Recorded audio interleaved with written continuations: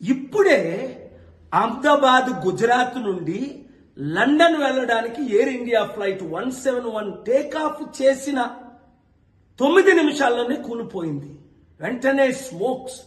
242 మంది ప్యాసింజర్లు, అందులో 7 Portuguese passengers, 53 British citizens, ఒక కెనేడియను, మన భారతీయులు 169 మంది చనిపోయారని న్యూస్. అసలు మరి ఫ్లైట్ క్రూ కూడా చనిపోయారు కదా, ఎక్కడ సెక్యూరిటీ ల్యాప్స్ అయింది? నాకేమనిపిస్తుందంటే ఇది టెర్రరిస్ట్ అటాక్ అని.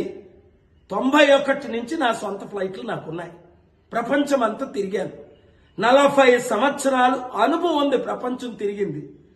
ఏమవుతుంది? ఎక్స్ట్రీమిస్ట్ ఎందుకు ఇది చేస్తున్నారు?